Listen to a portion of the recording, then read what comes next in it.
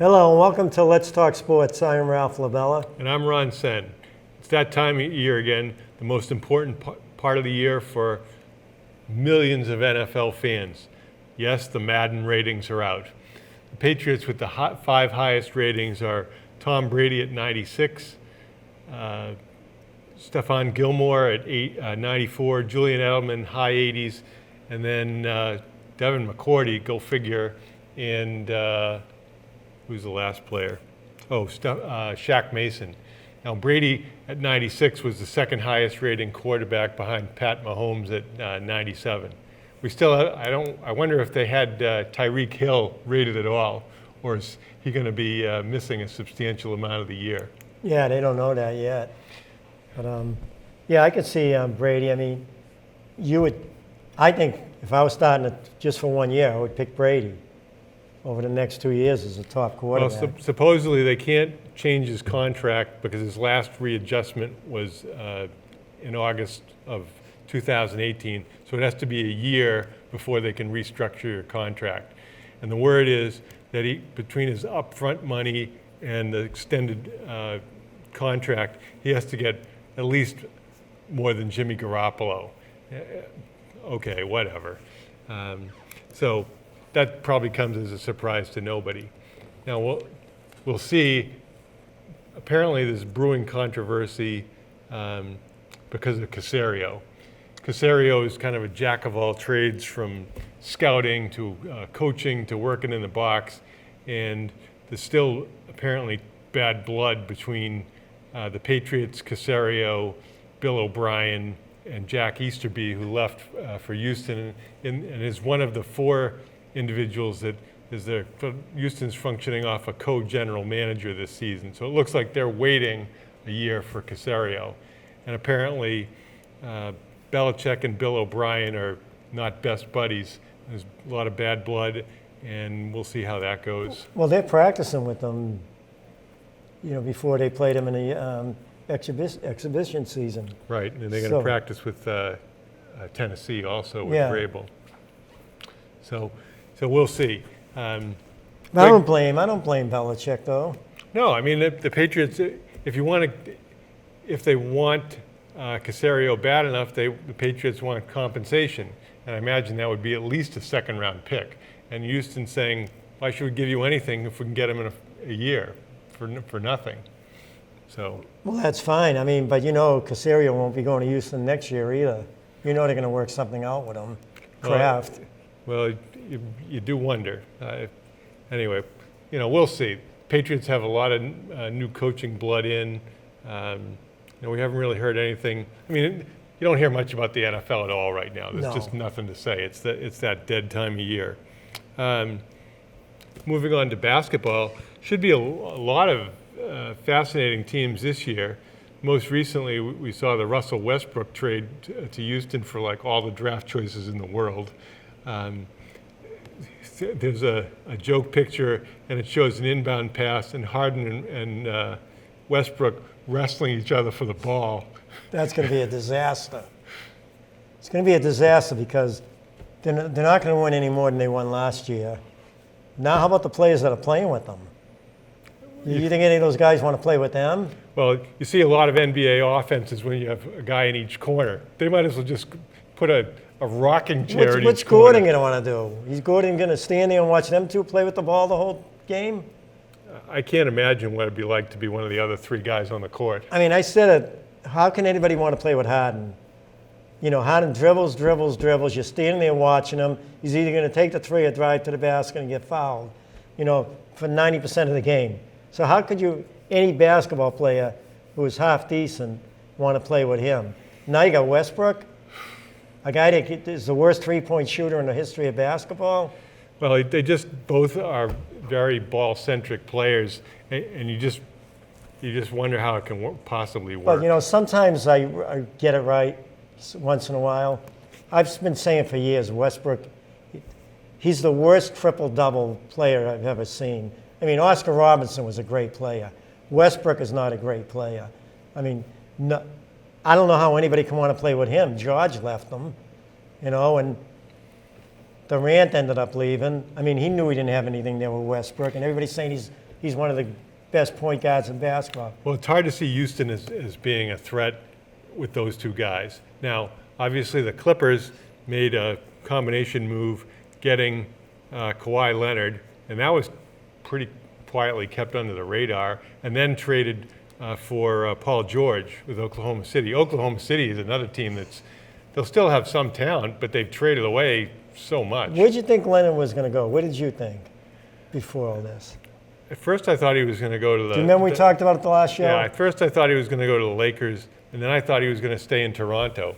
But, obviously, I mean, here's a guy who's been a champion in both leagues, been an MVP in both, finals MVP in both leagues, terrific player. We'll see. I mean, a lot of people want to play for Doc Rivers, apparently. But you know what's funny?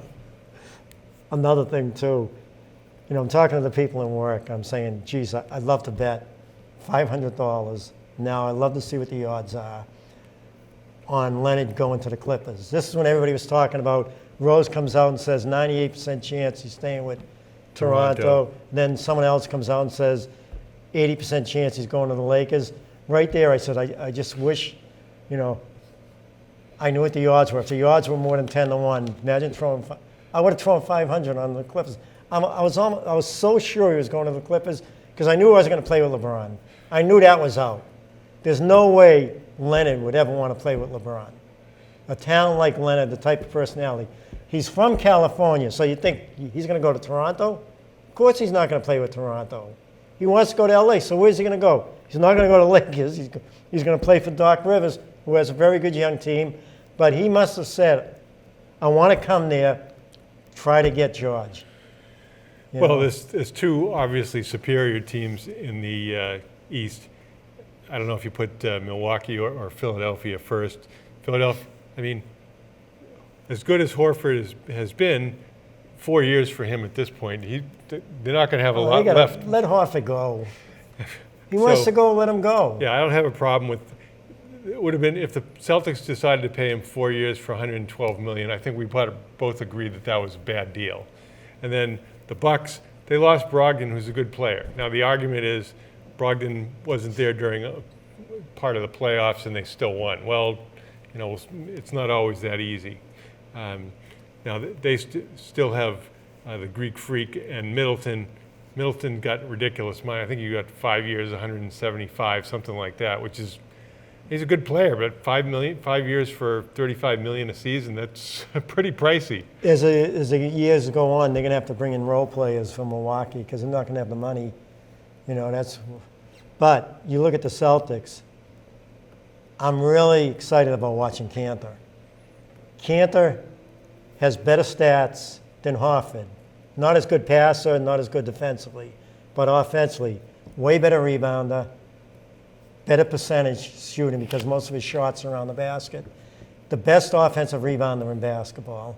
Him and Capella are the two best. Well, I think that as much as they're still going to take threes, I think they're going to try to get the ball to the rim more this year. Now, I have no idea what role Langford's going to have or how healthy he's going to be or whatever. He's a work in process. But, okay, it's Summer League.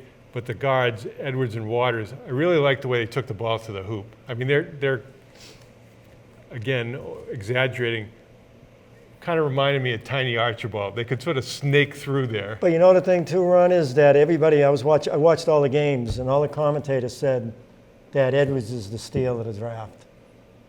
That he's going to be unbelievable for the Celtics. Who does he remind you of as far as instant offense from the perimeter? Well, everybody says Johnson. Yeah, Vinnie Johnson. Vinnie Johnson, but he's a different player. Vinnie Johnson couldn't go to the hoop like he can go to the hoop, and he's tough. He's tough though, like Vinnie Johnson. Yeah, was. He's not tall. He's only 6'1", but he's pretty physical for. No, it's unbelievable with him run. He'll take shots off balance. He'll take shots. He gets rid of the ball really quick. That one play they called when he came up from the baseline out. Had a pivot, turn around and shoot. When he's with the Celtics, playing with those guys, he's going to have a lot more wide open shots. And he buries them. When he's wide open and square to the basket, he buries most of them. He gets that nice arc. Yeah, he looks like he can get up near 40% on three-point shots, assuming that he takes quality But shots. he's going to be great to come in, instant offense. He's going to be in there. You say that the starters aren't playing real well, you bring him in. Now, Williams gets exposed a little bit against size, so Yeah. it's not... What do you think about him? You're talking about the draft pick, Williams, Yeah. from Tennessee. Right. I think he'll be okay. I don't He's think smart. I don't think he's... I mean, you have undersized players historically in the NBA. Probably the most overachieving undersized players were Barkley and, Well, Barkley was number one. Adrian Dantley. Yeah. Dantley was another guy who was probably 6'5", managed to get it done somehow. So you hope that he did have the one game when he hit 4 out of 5 on threes, which was, nobody seemed to think that he could shoot from the outside. We don't know yet. But he's a smart player. He's a solid player, and hopefully, as the years go on, he'll get better and better, and maybe be one of those players, like that kid from Louisville that's playing for the Clippers. And Robert Williams looked like he might be a serviceable backup. I think the Celtics right now, with Cantor, Robert Williams, and the big guy, the 7'6" guy, he's going to make the team. Oh, Taco Fall. Yeah, Fall's going to make the team. Yeah. There's some pluses with him, and I would definitely put him on the 15-man roster. I'd have him in practice every day working with those guys. Well, just at the end of the game, when it's a tie score or they're down by, or they're ahead by 2, just put him on the ball, throwing the ball in. You can't throw it over him. It's impossible. He's got a 10-foot, 2-inch reach. So even specialty use just to bring him in to cover the inbounds pass is useful. And he may be useful against a team like Philly. Yeah. On Embiid and Horford.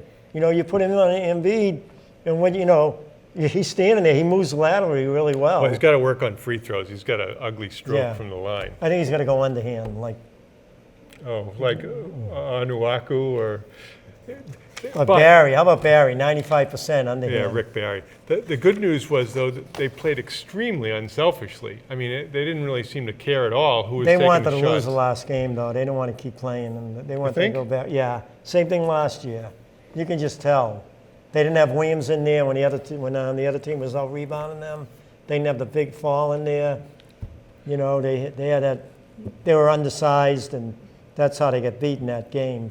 Well, the other thing is you play a lot of back-to-backs, and your chances of getting injury are higher. So I don't have any, winning some. There's no useful trophy for winning summer league. But I'm excited. Now, we were talking a little bit off camera that through the years the NBA has had some Hall of Fame type players who were dirty players.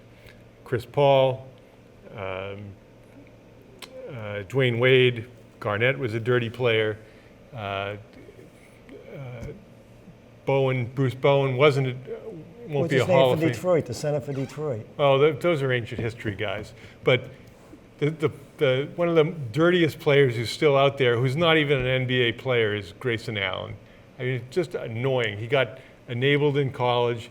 At most, he got a 1-game suspension for 3 trips. He tried to trip in a guy in a BC game. He didn't get thrown out because he missed trying to trip. I mean, what is wrong with the guy? He must have played football when he was younger. And he's got something wrong up here. I mean, what he did to Williams in that game was stupid. Well, imagine getting thrown out of a summer league game. Well, and he's sneaky. He won't, it's not like he comes up and does it to your face. And no one's ever clobbered him. I'm surprised. Well, it's because he's never played long enough. Williams didn't even get upset about it because it's basketball. Well, in the summer league, it's pretty weird. But what did you think about the coach in the summer? I guess it's Scott Morrison. It seemed like he had a pretty good way about him. Yeah, I didn't like the way he coached in the last game. Well, yeah, that was because he didn't go for the win. But no, I never even heard of him. Well, I guess he coached up in Maine last year some. So. What's her name was there? Yeah, Kara Lawson. She's going to be good for them. Yeah, I think she's good working with the younger players. She's probably smarter than the rest of the coaches. Well, I know that the younger players, Edwards and Waters, have a lot of respect for her because she's, I don't know how many assistant coaches there were. It seemed like there were about 10 assistants. But it's great that you have this individual player development And apparently Waters was talking a lot about how she's taught him things on how to come off screens better. She played for 13 years in the WNBA. Well, girls, I told you, girls know the game better than the guys. Yeah, they that's really true. do. Girls know how to execute the game of basketball better than the men do. Well, and speaking of a local flavor, as you know, Shea Petty was playing with the Washington Magic in the WNBA, and it seems like she's being reassigned to be a video coordinator / assistant coach. Oh, really? So it looks like she's breaking into the coaching ranks.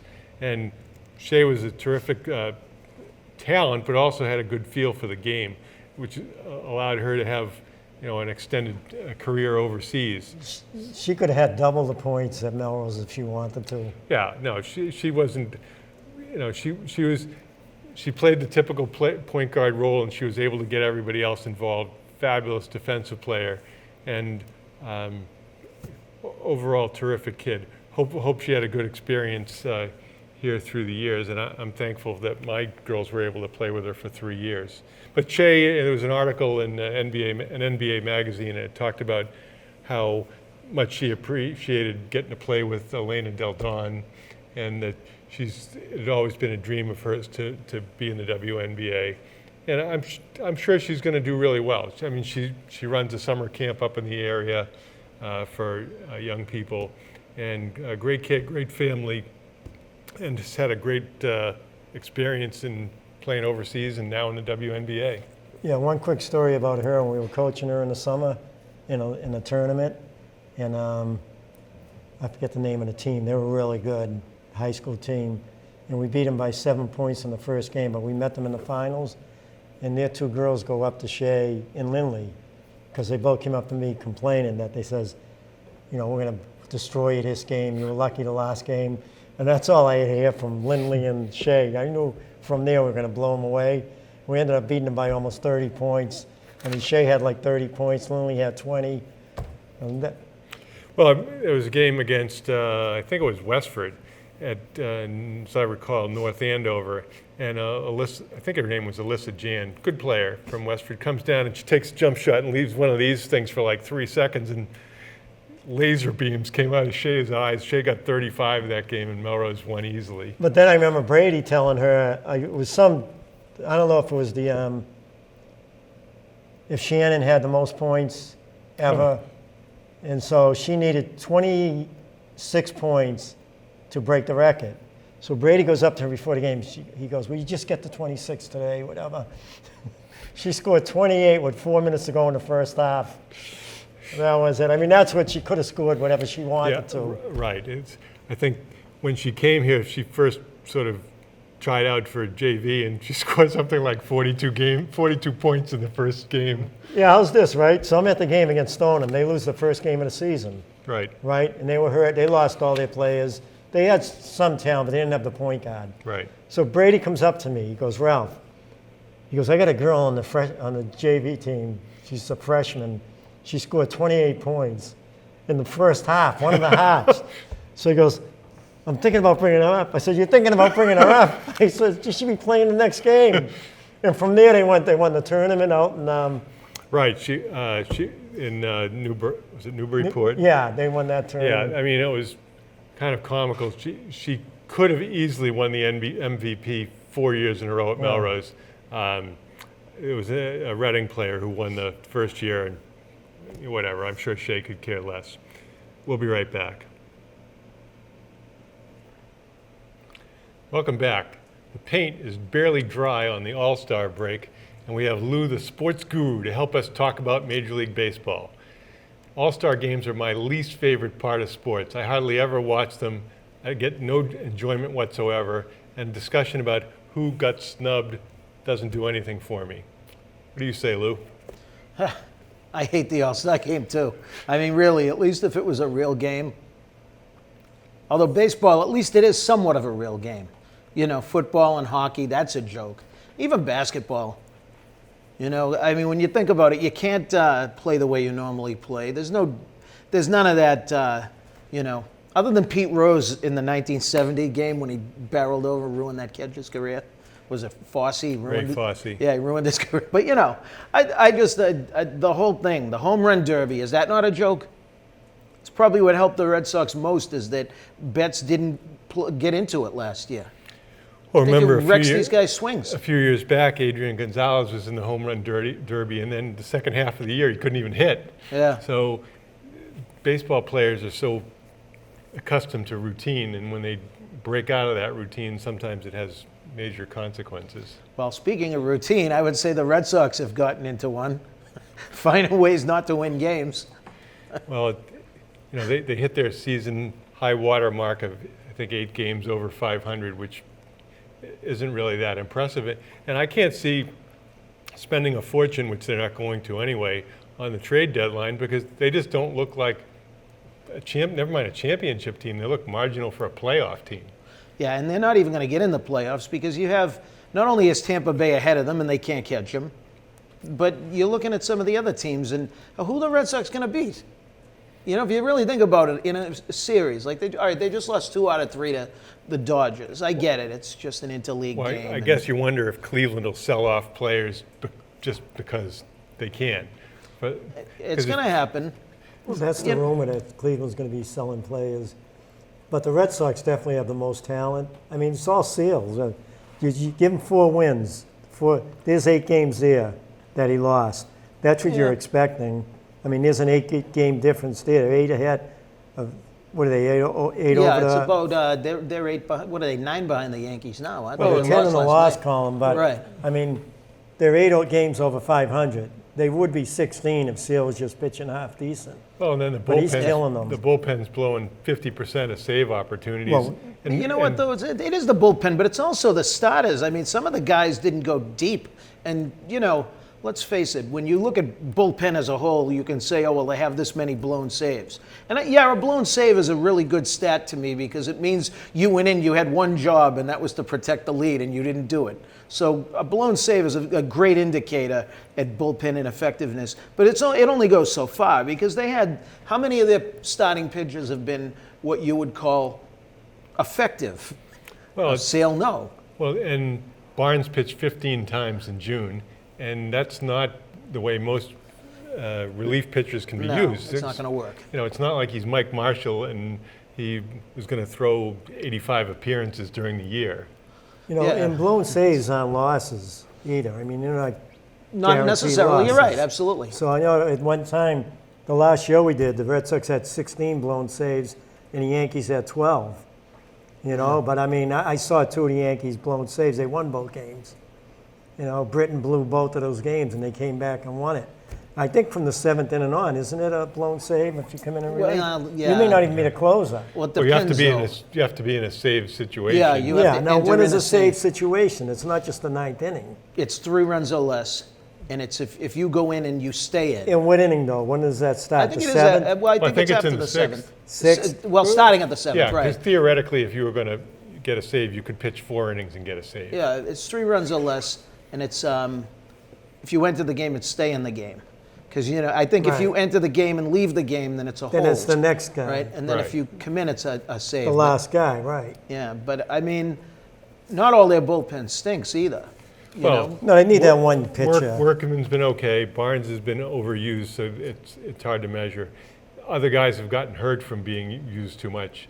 Hembry, but what does it say when maybe your number 3 reliever right now is Josh Taylor that nobody There ever you heard go, of? but- He's Yeah. pitching pretty good, huh? Yeah, you know, I think watching the game last night, though, I sat down and I watched it and I said, this game is just indicative of their whole season right here, is that they got rough start, you know, he got hit in the first inning, pulled it together, pitched okay, close game, gets away from him, and then bam, 2 home runs gets him right back in it.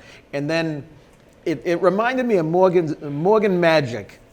You know, you think back to like 88, when that guy, he couldn't do anything wrong.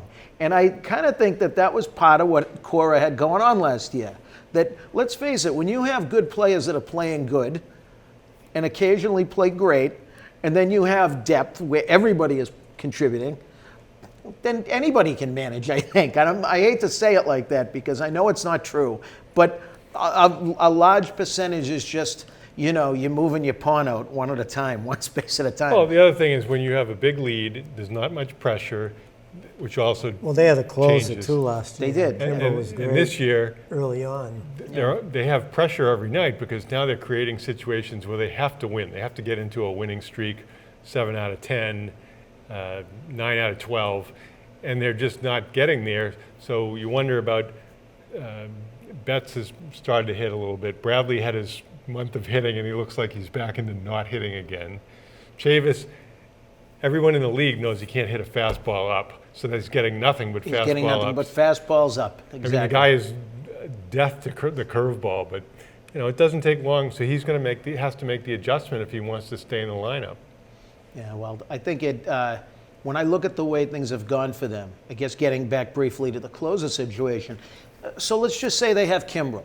Let's just say right now he's only blown 3 saves. Maybe they're in first place right now. Do you think this team is as good as last year's team? No. Can you see them? Well, we remember before the season started, we had the show and we said that a month into the season, the fans are going to be upset because they don't have the closer. Right, You could yeah. see it coming. They have everything. We talked about it. They have everything else, but they don't have the closer. And that's a key. When you're blowing games, and the players aren't up for the next game as much as they would be if they won. And then with Betts and Benintendi having the seasons they're having. Yeah. Well, it gets back to somebody else said, if Bill Belichick were running the team, they'd have 3 or 4 different players because he's not into players being content with previous accomplishments. I can tell you this, if Bill Belichick were a baseball coach, he would be the first coach in Major League history to make the closer by committee work because everybody thinks it sounds like a good idea. We're going to go to closer by committee. What that means is I'm waiting for my GM to do something, and I'm hoping that we can get 3 or 4 blown But that was saves this stupid. way. But last year, if I'm not mistaken, wasn't Kimbrel 40 for 42 at one time? It's something He got, like that. He at was the end of the unbelievable. season, he started breaking down a little. But, I mean, when they got that big lead, every time he came in, he was closing the game. He Yeah. had a stretch there where it was unbelievable. No one could hit him. Yeah, And you lose that. He was a top closer, no question. And, I always look at it like this. The Red Sox decided they were going to play Yankee ball a long time ago. They're right up against the luxury tax. Do you go, and it's like $245 million, I think. There's no excuse, though. How do you give Evaldi $17 million a year for 3 years? 4. 4 years? Yeah. It's 4 Yeah. years? How do you give him $17 million for 4 years? And you don't give Kimbrel, what was he looking for, $15 million? Well, I'll be honest, if you're going to look at what he did in just the World Series, you're going to give him a contract off that, you should have given Joe Kelly a contract too. Well, With 2 Tommy John surgeries. Well, I think Kimbrel was looking for 6 for 100. Yeah. Because he's looking at what other people have gotten, and people are starting to reassess the whole value and durability of these long-term contracts. So when it's like you get rid of Kelly, and Kelly's been pitching better recently, but is he Not worth? consistent. Yeah, he's not great, and you got lucky last year with guys like Brazier, and this year it hasn't gone quite so well for him. The only thing I'll say is not just the World Series, the playoffs. I think they did it against the Yankees, especially against Houston, but absolutely against the Dodgers. I think the scouting reports, I think they knew exactly where to go, and their pitchers executed what they were going to do. I think they had a masterful execution of a great game plan. That's what won them the World Series. Well, and They had the talent to do it. You got guys performing at a lower level than they did last year. But Martinez is lower. Benintendi, he looks hopeless up Well, there right hitting now. wise, you can't. It's tough with the scouting report when you're up at bat and you're going to face, curveballs that hit the dirt that look like fastballs. I mean, it's hard. It's not. We all know it's not easy to hit, and I can't even imagine doing it at a major league level with 80,000 people watching. But when it comes down to like the defensive portion, when you're looking at the hitting, facing the hitters of Houston and of the Dodgers, these guys. They did the job. They knew what they were doing. This year, that's why a Joe Kelly, though, you do it over the whole season, and he's showing you who he is. He's back to having an ERA of 5. Well, and you see, watching day after day, you see Benintendi, they just pound him inside with fastballs, especially up. Betts, they're throwing breaking stuff away. Don't throw too many strikes. Let him walk. so he doesn't hurt you.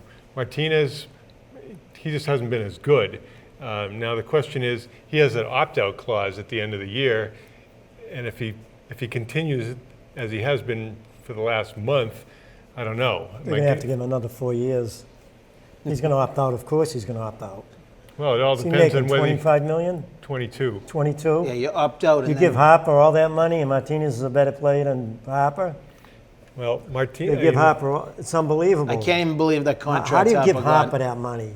Did- He wasn't worth 15 million a year, and they No, give him no. 30-something million a year for all those years. Public relations. It's a Well, joke. you know what it is? I get it, the buyer's market and all that stuff, but come on, that guy, he had one great season out of 4. He's a 240, 250 hitter. And he's proven it again that now you got the contract, and he's in a hitter-friendly park. I mean, Well, right. If Trout were in a park like that, he'd be hitting 60 Trout and home runs. Yeah, even Mookie Betts. but- Trout's the one guy that, you had to pay him. Yeah, Betts. I don't know if the contract pressure because of his 20 million is getting him. He's a new father, so maybe he's going home and the baby's crying all night. He's not sleeping. Who knows? Yeah, but he can end up the way he is right now with that type of stats that he has going on. And if he was a free agent at the end of the year, he'd get paid. 30 million a But year the for 8 years. downside you could say about Betts hitting wise is that he's had 2 out of 4 good seasons. I mean, he had 2 great seasons Yeah. out of 4. But you also say, okay, well, it's consistent. But the guy's a stud in the outfield. So you got to say that, well, he's at best a 5-tool player, at worst a 4-tool player. Well, and look at the runs guys like they a have on the deer. bench. Now, if the argument is that Sandy Leone is so critical to Chris Sale, he's in there. It's not making any difference whether he's, who's catching. How about Nunez getting? Yeah, Nunez got DFA'd today, and Nunez was really tight with Devers. So Devers said he's really helped him a lot with speaking English, teaching him about how to play. Devers at this point looks like he's on autopilot. I think he took the next step. He's definitely, you look at him, on paper, the young guys they got, if they keep them all, they got a tremendous core for the next few years. Sale has been a stud for how many years? This is the year he's going to lose it now. Yeah, and the one guy that they paid who's been worth the money, maybe even underpaid, is Bogarts. He's been fantastic offensively, defensively once in a while. Should he be leading your team in home runs? That's the question. No, he shouldn't be. But what's he got, 19 now? I think he's got 20. Okay. I think 19 or 20. Hey, I what think happened to Pierce? Pierce, They gave him 6 or 8 million a year. Pierce it was like he was made out of candy glass. He got $6 million for the year, and he's been broken the whole season. And he was that utility guy that you just love to love. It was like, oh, Pierce is coming in. He's going to line a double up the middle now. I don't know. It's a classic example in sports, though. We've all seen it, is that teams are not robots, and you cannot say that because they did something last year, they're going to do it again this year. It's just, Well, and yet, if somebody had said Christian Vasquez would have 15 home runs now, you'd say, in what league? Vasquez. a career or a year. 'Cause Vasquez is definitely on something. He's on something, I'm telling you he's now. jacked up. You can He's see. saying to himself, the rumors were in the offseason that they weren't happy with him. There's a chance they may let him go. Yeah. And then he comes out with a season like this. You can see the difference in him. Although home runs are up now, But he's hitting the ball way The rumors better. of the juice ball are back again. you Well, know? when guys like Vasquez are hitting 440-foot home runs, it does make you wonder. Absolutely. You can't deny that. Now, probably the under-the-radar story, there's almost nothing coming out of Mass General. David Ortiz. Yeah. Now, when you get abdominal gunshot wounds, there's a lot of things that can go wrong, mostly infection, and occasionally you can get bowel obstruction. But I wouldn't be surprised, assuming Ortiz gets better, if he gets out of the hospital and he looks like, Edelman. He's 190. A lengthy stay in the hospital with multiple surgery, 3 operations now. And it doesn't mean they did anything wrong. It's just that's the nature of those injuries. This is So why it's what's good his to have a name, the doctor on the congressman? show. Scalise? Oh, Scalise. Scalise? When he got shot, he had like 4 or 5 operations. Yeah, You know, it happens a lot, so it's no indictment that area. of the treatment at all. And the other thing people have to worry about, I'm sure he's been on a lot of antibiotics, so you get antibiotic-related complications. You get resistant infections. It's really a nightmare for the patient, their family, and the caretakers.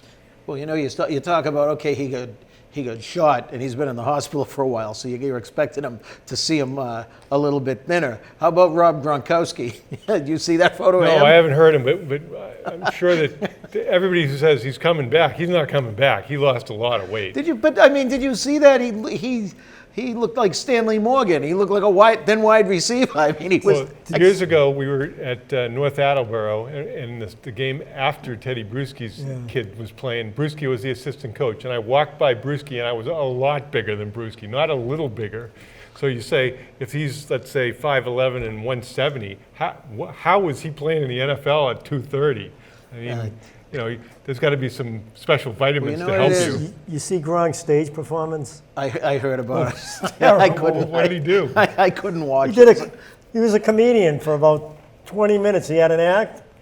Oh, it was bad. I can't look. It's It was like car bad. accidents. I can't believe the don't look women when I didn't boo him drive. off the stage. Well, as far as innovations in baseball, the one thing that has been really a good thing, and I don't think it would really interfere with people's enjoyment, is the protective netting. There's shots that go off that every day that would potentially hurt somebody, and I don't see people not going to the game because of the netting. I mean, I have to just interject for a second with something. They talk about exit velocity. I mean, the pitch is coming in at 100 miles an hour, and it's like the ball's leaving the bat at 125. Yeah. And when a foul ball, especially when you dead pull that thing, jack that to the third base side, I heard a ball hit a woman in the chest. She's all right now. Just recently. But I couldn't believe, I just happened to be at a game. This woman went down. She was down for about 5 minutes. It caught her directly in the chest. And I was like, I didn't want to see the bruise that she's going to end up with. But she finally got up and everyone gave her a chair and she waved. And I was thinking, my God, how is she alive? Well, it's, Bryce Flory, when he got, that was probably the worst I remember seeing. I don't know what year, it was 1967, so it'll be the 42nd anniversary for Tony Conigliaro this year. Who else? Kirby Puckett had a serious injury. When I was a kid, Dick Pole, former Red Sox pitcher, got a line drive, shattered his jaw. Yeah, so somehow, does it seem like there are less broken bats this year than previous? Maybe everybody strikes out now, so there's. I don't know. Maybe we're not watching as much as often. It makes you wonder, though. There's a lot of things that make you wonder why home runs are up. Why, It's really hard to watch a whole game, and the innovation I would like to see is in High A, they're playing with an electronic strike zone. So they have an umpire there, but the umpire who can overrule the facilitator. Yeah, I don't know how often the umpire is going to overrule the electronic umpire. I'll tell you though, I was watching the game last night and I said, one of the key reasons why the football is so popular now, they come right behind us baseball. People can't wait for football because it's really getting bad, baseball. Yeah. I can only watch the Yankees and the Red Sox. And I like watching the Red Sox, I like watching the Yankees, but any other team, I just can't sit there and watch it. Yeah. Well, we'll only know how long it takes for lacrosse to overtake baseball because, Little League is disappearing, and I hear from the coaches that I see that if you go to a Little League game now, it's a travesty. That they just have a few kids that can play on each team, and a lot of kids have no clue. Terrible. Terrible. Because they can't go to the park anymore, so they can't, get day after day practice. So it's not the kids' fault. It's the nature of society and how it changed. Yeah. We'll be right back.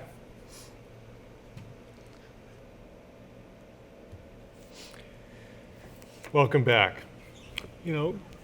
Some people don't like girls' basketball. They don't think it's as athletic. They don't think it's as tough. You're not always there when there's behind-the-scenes stuff that you never hear about. There was a game years ago between Melrose and Winchester, and the star player from Winchester comes up to the Twins and says, "We're going to beat you twice this year," and which they hadn't beaten Melrose in as many years as I can remember. And one of the Melrose players walks up to the girl and says, "I didn't know this was a co-ed league."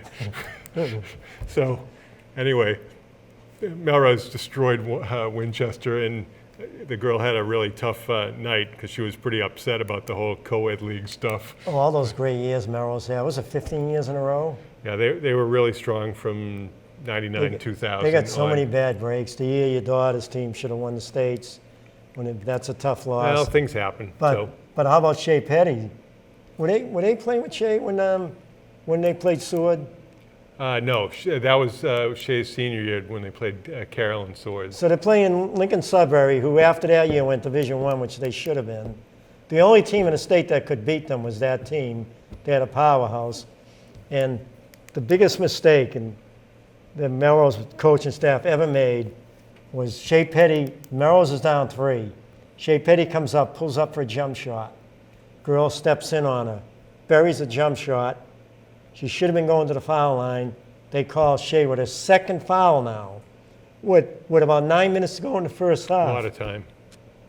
And they're playing Swords. So instead of her shooting to tie the game, they're down 3. The coach, I'm not going to name the coach, takes her out, sits her out the whole first half. Melrose is down 11, starting the second half.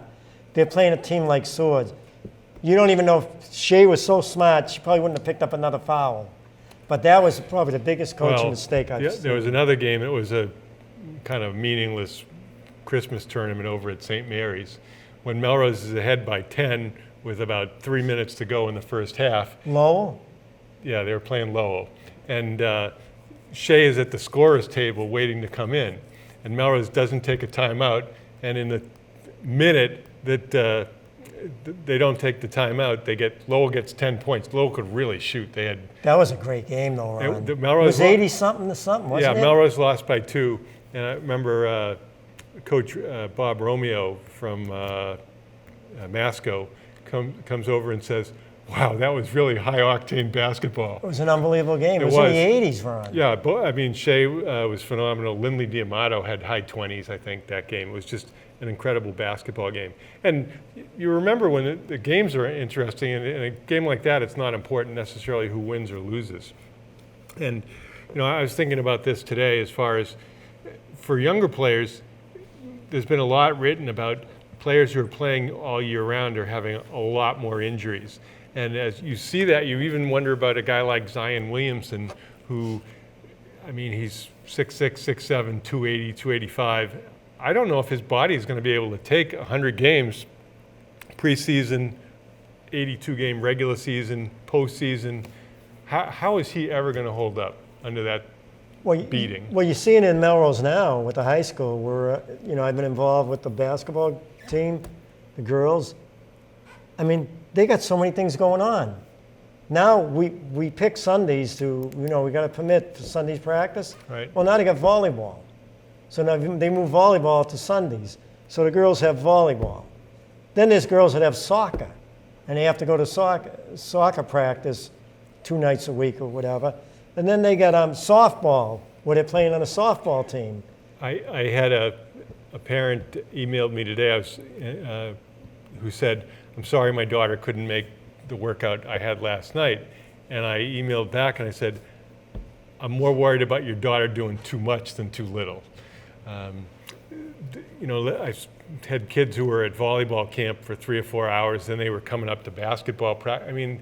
They only got so much energy and calories. Some of these kids look so thin, they don't have time to eat. Yeah, we had to call off practice last night because of the volleyball. They have volleyball at Arlington Catholic, I guess. But they're all doing something. Mike Mahoney told me something, we were talking about it. He said that he felt the athletic director should get together with the coaches, the varsity coaches, and just figure out a plan. You have it on this night. Okay, so basketball has it on this night. Although we do have the games on Tuesday, most of the girls have been coming. Some of the girls have gone to soccer, but most of the girls that are going to be playing on the varsity have been coming. But you can't get a practice. Right. What's different is, okay, Ralph and I are far on the wrong side of 60, but when we were growing up, you just went to the playground and played, and kids don't have that opportunity to do that now, so it's a different dynamic. But you know what's funny too, Ron? I'm looking at them. I mean, you're talking about high school girls now. Right. Some of them are just state graders going into the 9th grade this year. They've been coming a lot. And we're letting them come to the games now too, sure. some of them. But I'm looking at some of the girls and I'm saying, like Emily Hudson, all she needs is someone to work with her on moves down low, because she's effective. Right? When she comes to the games, and she's come lately, she really is effective down low, just, making it tough for the other team. Yeah, She's down there, she's big. She can screen, she can rebound, she's a shot alterer. And Chloe Gentili, she could start. My feeling is if Chloe keeps working at it, Chloe's a great volleyball player. I think she's going to make Melrose, her addition to that Melrose volleyball team, they may be battling for the States this year. She's that good. And like you've always said, you need 3 people that can hit up front. I mean, I asked her the other day, I said, what's your best part of your game? She goes, it's my defense. But I hear she's unbelievable at the Well, when I net. spoke with Coach Shelley this week, he was at his first week of his volleyball camp last week. He said that Emma Randolph was really playing on one leg for a lot of last year, and she's fully healthy now. And Emma was a really dominant player up front, so I'm sure she'll have a big year. And they have good defenders coming back too, so I expect big things from volleyball. It's going to be them and Linfield, I guess. And they, from what I hear, I mean, they could be a power this year. But, what I'm getting to is that if she works, she's tough, even in basketball. She's tough. She's a lot more moves. Her footwork's a lot better than it used to be. She could be a factor on the basketball team. And she's been coming and working hard. But I mean, like one week she went to Phoenix to play in a volleyball tournament. So I think, like I told her, I says, if you really want it, I said, you have a chance to play big minutes on both of the teams. Yeah, you don't know what coaches, I mean, the simple answer is you should put the players who are the best players on the floor, but you don't know sometimes how coaches view younger players whom they haven't seen as much. They don't always get the same opportunity. Certainly when we had that powerhouse group of 8th graders years ago, they really didn't get a great opportunity when they were freshmen. No, they weren't handled properly. Yeah, Lenore Ivers was the only player who got really any substantial amount of play as a freshman. And that led to a kind of a drought for 4 or 5 years in the program. But you know what you're seeing too, Ron? I mean, the programs where the girls are playing AAU and all that, like the Braintrees, the Andovers, where they're all playing AAU. But I'm looking at this team here, the high school team, very inexperienced. But I'm saying to myself, geez, if they just have one more month. We're into our last 2 games, our last game's tomorrow, then we have the playoffs. But then it's over. And this may be it until the fall or basketball season. It'll be interesting to see how Braintree turns out. They've had terrific talent, and their phenomenal coach, Kristen McDonald, has gone to Norwood to coach boys. And certainly she has the experience and the knowledge and the drive to be successful coaching boys. So I'm not worried about Norwood, but will Braintree fall off? They have to. You'd think. They have to. You have the best coach in the state, and now you don't have the best coach in the state. And the best coach in the state doesn't just coach them during the season. She coaches them all year round. She tells them what she wants them to do to get better. She makes sure that they play on the right AAU team. They're getting playing time. She makes sure of all that. She doesn't lose a season. Well, it's interesting that when I went in to see Coach Shelley, he was in the office, and some of the girls were just hitting the ball around and playing queen of the court. And he said, well, I'm in the office because I have nothing to do with coaching the team in the off season. So nobody's going to come over and say, hey, Coach Shelley was coaching his girls during summer camp. He says, you can be sure of that. I'm not stepping over that line. And it's interesting, his son Ryan was there, who's now an assistant at Arlington Catholic. So I said, yeah, it must be tough to have your son rat you out. But he's very optimistic about the team, and they have an enormous amount of kids sign up this year. I think there are over 150 kids. Is this the first week of the camp? This is the second week this week. And In 150 both weeks? no, total. Oh. I asked him, what's the youngest that you have? And he said that there's a kindergartner that's coming to the camp. So I guess people are getting their coaching in early, so they'll be prepared. I don't think my daughters ever saw a volleyball before they were My daughter freshmen. neither, freshman year. Right, so That's how it was back then. anyway, we have this old volleyball that when Paula played, it says, kill record in Melrose High School. And Karen says, yeah, I was hurt that year, so I couldn't defend my title. So it's kind of funny. But anyway, one of the issues that comes up for basketball coaches and for all coaches really is winning with less talent. And what are your thoughts? If you have a team in high school, obviously it's a priority to win. It's not just, everybody gets a trophy, everybody gets minutes. If you have less talent, what do you think are keys to try to maximize your results? Well, maximizing your results, you can become a very good defensive team. My feeling is, if you're a great defensive team, you're going to be a great team. If you're a poor defensive team, you're going to be a poor team. That's just the way it is. And you transition into offense from playing real good defense. I mean, you're holding teams in high school. If you're real good defensively, you're holding teams to 20 points, 30-something the most defensive team. But my thing is drills. But, you have, number one, you need the confidence. And number one, you need to play, you have to anticipate. You know how I feel about that. I think the key is, number one, no easy baskets. So you have to, it's not enough to say we're playing transition defense. You've got to stop the ball. You can't just be running back with your girl buddy running. You've got to be back mentally alert and aware, and you're going to take away the other team's chance to score. Number two is you can't allow second shots. That's so critical.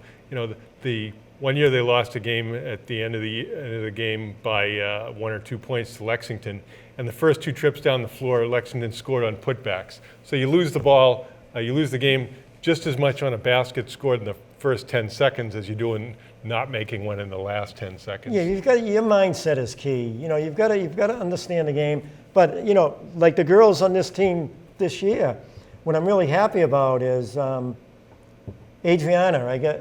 Early on, I got to her and I said, listen, I want you, any chance you have to take the ball to the hoop, I want you taking it to the hoop. Forget about the jump shot unless they're playing off you, then you take the jump shot. And she's been really good going to the hoop. But I can see that she still needs work. When teams come up to trap her, she gets a little hesitant. But another girl is Kira Mate. I've been on her big time. I says, I don't want you playing conservative. If I see you playing conservative, you're coming out. Right. Well, not to get into, years ago, Winthrop had a powerful team. Yeah. They had the Finns, and the coach took a lot of grief because he only played 6 players. I mean, that was it. He played 6 players, and what happens, you get in the playoffs, either there's fatigue or foul trouble, and the people who are less experienced didn't get the minutes. If they have to go in, expecting them to be able to perform is impossible. And last year, Melrose played a very short bench. There were really 6 players who did almost all the playing, and that's a coaching decision.